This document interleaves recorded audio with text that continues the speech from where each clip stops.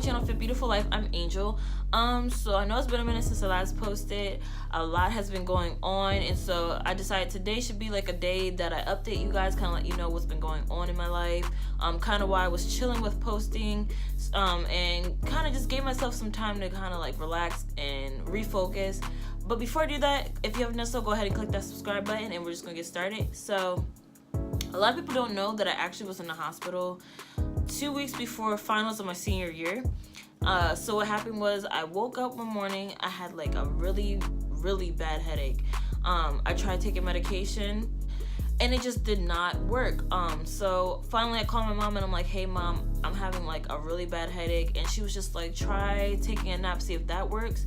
So I took a nap and I woke up and my peripheral vision was all types of blurred, and all I saw was like a hazy kind of aura. It was like rainbowish, and I was just like freaking out. So I called my mom and I'm like, mom, like my vision's blurred, like I'm seeing this kind of aura, I don't know what to do, I still have the headache.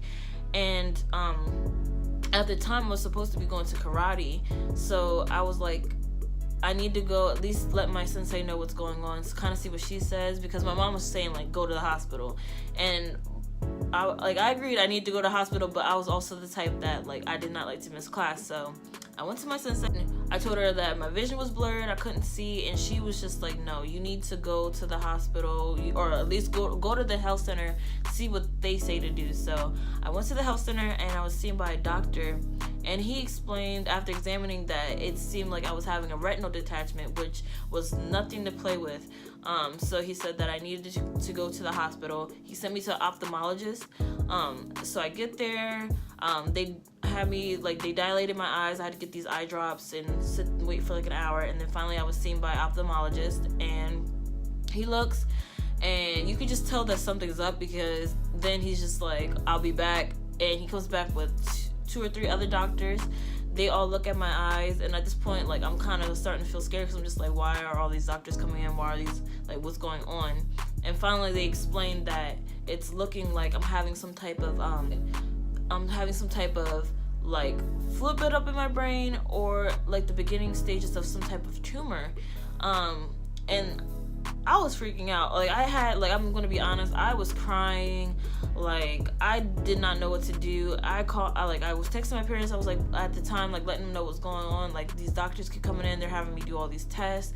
And finally the doctors explained like they want me to have some further testing, and that I should go to the emergency room.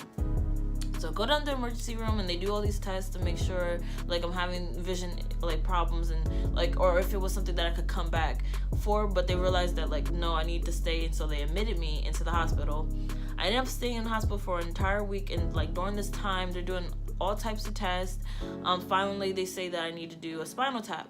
And for those who never had one, you're very lucky, because it's a very long needle, and it's like thick, and it's not that it hurts because they numb the area, but it feel like, I can't explain it. It's a pressure that you feel that's very uncomfortable.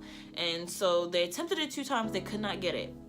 And mind you have to be like curled up in a ball as they're sticking a needle into your spine. So I'm curled up in this ball, and I'm trying to like hold on and trying to like block it all out, and they're like trying to get through to my CSF, but for some reason like they can't. So the 3rd time they decide to take me down to radiology and do an x-ray and just do it that way. So they get the CSF, and that comes back normal, and then they decide to rule out the tumor and fluid buildup in my brain, and just decide that it has to be chronic migraines. So this whole entire time throughout my life, I've always had really bad headaches. I just thought that everybody else had headaches that way. And then I find out that I've been enduring migraines this whole entire time.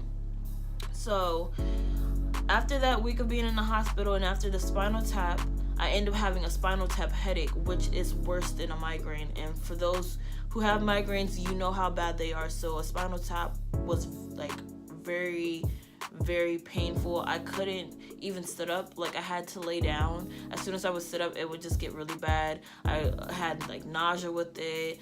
Like, everything just felt like in pain. My head was like, felt like on fire, like so much pressure.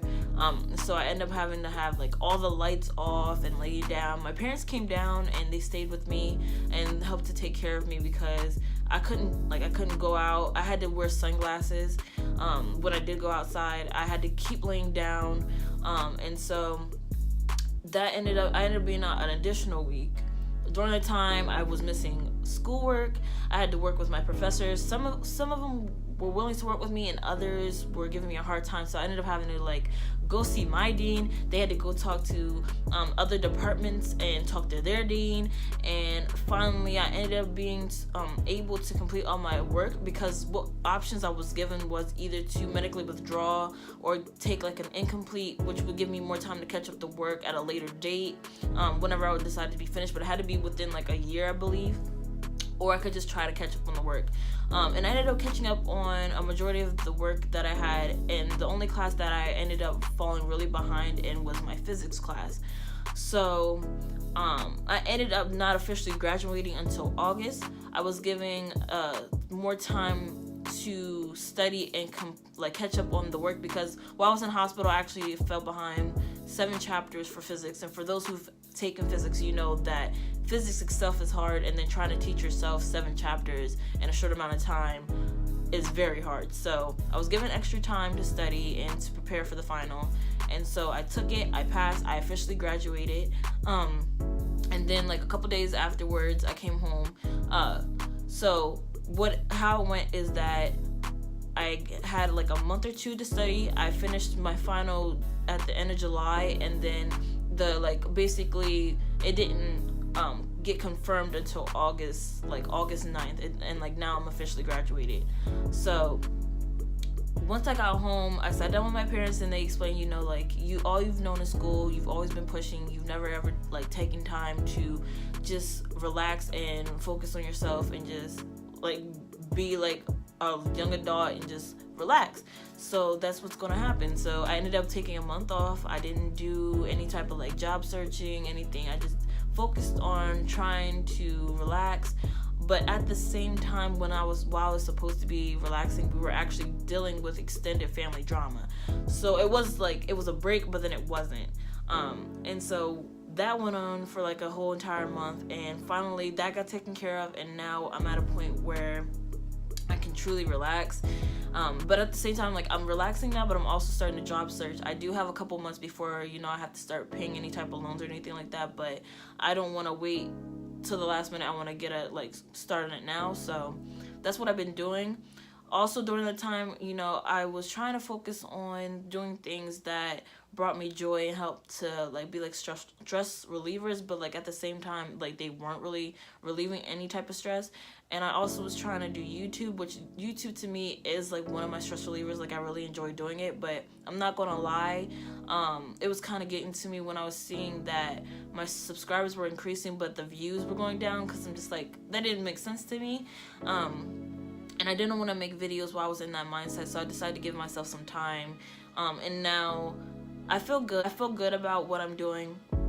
And I was able to brainstorm some more. Of course I already had ideas, but I wasn't feeling really inspired to do them. And I would try to go to make the videos, but it just didn't feel the same. And so I never want to post anything that I don't feel strongly about or feel good about. And so I decided that I was just gonna take a break. I did post on my social media, pictures and quotes, but I didn't really do any type of motivational Mondays or any type of videos. I kind of just wanted to refocus, and now I feel a lot better. I feel a lot more rested. I feel good about whatever is to come my way now.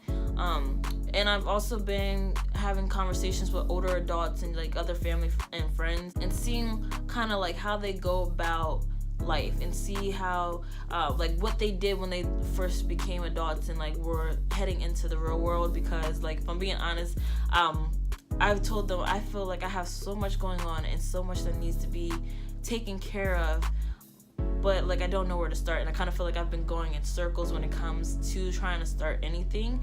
So the advice they gave me is to take it one day at a time. You can't master everything at once.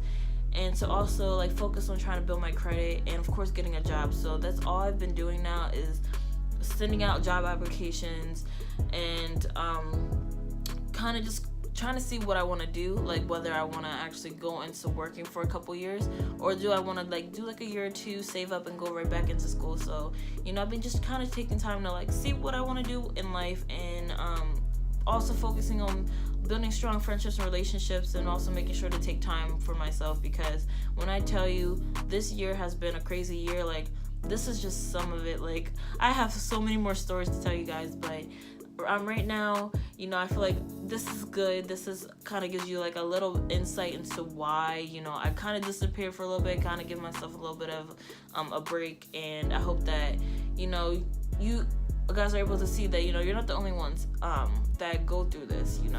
I want to try to be as transparent as possible, and I want to be able to help as many people as possible. And like, I hope that this was able to help somebody, because I know that a lot of times they don't tell you like the types of like what transitions can be like, and especially transitioning from being in college to the real world. Like I was hit hard. Like it kind of was just like I went from being in school 17, 18 plus years to now I have all this freedom, and like I know that can kind of sound like what, like how can that be like a bad thing? But when you don't, like, because when you have so much free time, it leaves you open and vulnerable to so much. So you have to make sure that you stay on the right path. And so that's what I've been trying to do, kind of filling it, keeping myself busy, making sure that I don't get distracted from my long-term goals, and just talking to other people, seeing how they go about things. And like I just hope that this did help somebody.